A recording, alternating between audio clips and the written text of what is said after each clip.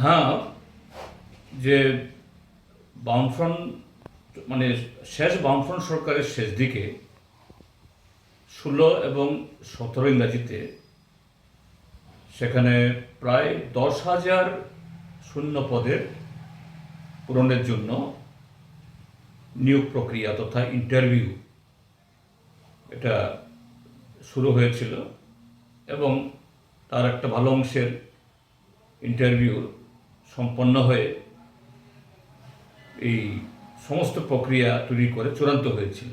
কিন্তু ইতিমধ্যে নির্বাচন ঘোষণা হয়ে যায় বা ঘোষণা হয়ে যাবে, তো সরকার তখন সচেতনভাবেই এই নিয়োগপত্র যেগুলো ইচ্ছা করলে তার কিছু অফারটা ছেড়ে দিতে পারত, কিন্তু বিরোধী তরফ থেকে একটা অভিযোগ উত্থাপন হবে ঠিক নির্বাচনের প্রাক্কালে এইভাবে চাকরি ছাড়া হচ্ছে প্রভাবিত করার জন্য,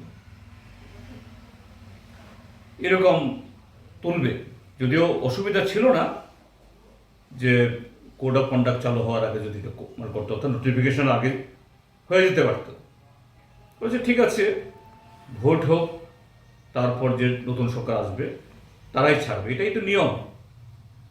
কিন্তু বিধিভাম হয়ে গেল যে বিজেপি হর ঘরে নকরি দেওয়ার ওয়াদা নিয়ে সরকার এসছে, তারা এরকম টিসিএস টিপিএস যেটা এই ত্রিপুরা লোকসভা আয়োগ তার মাধ্যমে ইন্টারভিউ হয়েছে,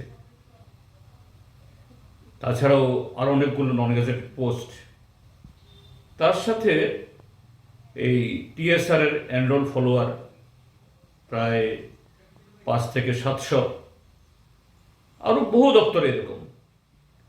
তারপর 10,323-এর যারা চাকরি গেছে তাদের জন্য একটা বিকল্প তৈরি করা হয়েছিল, সেটাও ইন্টারভিউ চলছিল, যদিও তার প্রক্রিয়া বোধ হয় সবটা সম্পন্ন হয়ে ওঠেনি।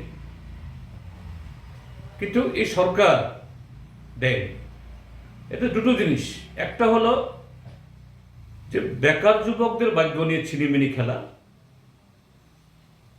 তাদের পেটে লাথি মারা, তাদের যে সাংবিধানিক অধিকারকে সম্পূর্ণভাবে পদদলিত করা একটা দিক। আরেক দিক হলো যে বিজেপি তারা কখনো গণতন্ত্রকে শ্রদ্ধা করে না, সংবিধানকে শ্রদ্ধা করে না। এরা এই রাষ্ট্রবাদের কথা বলে, ভারত মাতা কি জিন্দাবাদ বলে, তেরঙ্গার জয়ধ্বনি করে, কিন্তু তেরঙ্গার যে আহ্বান, রাষ্ট্রবাদী হতে গেলে পরে রাষ্ট্রের সকলকে সমান চোখে দেখতে হয়, সেই মানসিকতা। আর তিরঙ্গার প্রতি যদি শ্রদ্ধা জানানো হয়, সংবিধানকে পবিত্র ধর্মগ্রন্থের মতো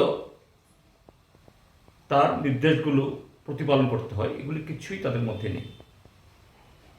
যাই হোক, মাননীয় আদালত, এটা সম্ভবত সুপ্রিম কোর্ট অব্দি গেছে, তারা একদম প্রথমে হাইকোর্ট দিয়েছিল, হাইকোর্টের নির্দেশ অনুযায়ী সময় দেয়নি, পরে সুপ্রিম কোর্টে গেছে, বাধ্য হয়েছে। এটা গণতন্ত্রের জয় হয়েছে এবং আমাদের বিচার ব্যবস্থার জয় হয়েছে, যদিও সব ক্ষেত্রে আমরা সেরকম ইদানিকালে দেখছি না। তো এটা এনরোল ফলোয়ার, টিএসআর, তারপর অন্যান্য ক্ষেত্রে হয়েছে টিপিএস টিসিএস, আরও হবে। আমি তো বলবো 10,323-এর যারা এই চাকরিচ্যুত, যারা তখন বিকল্প এই পদের জন্য ইন্টারভিউ দিয়েছিলেন, তারাও কোর্টে যান।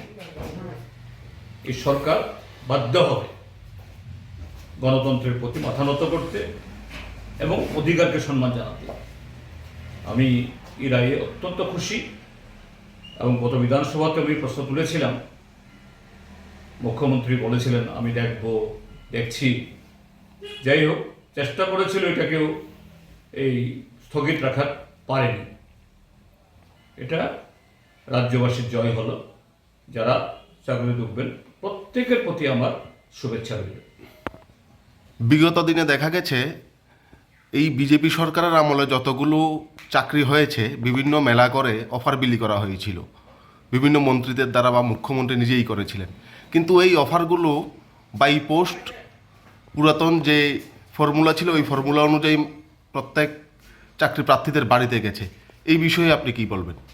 এটা পুরাতন ফর্মুলা না, এটাই তো একটা স্বচ্ছ প্রশাসনের পদ্ধতি হওয়া উচিত। এরা যে কতটুকু দ্বিচারিতা তাদের মধ্যে, এটা আর একটা তার মানে একদম নগ্ন উদাহরণ। বলছেন মেধাকে সম্মান জানিয়ে ওনারা চাকরি দেন, তো এদের চাকরি পাওয়ার পেছনে তাহলে আপনার কোনো ভূমিকা নেই। ভূমিকা মেধা, সে মেধাতেই পাচ্ছেন, কিন্তু এদেরকে ডেকে নিয়ে এসে অফার বিলি করার নামে সেখানে আমরা দিচ্ছি।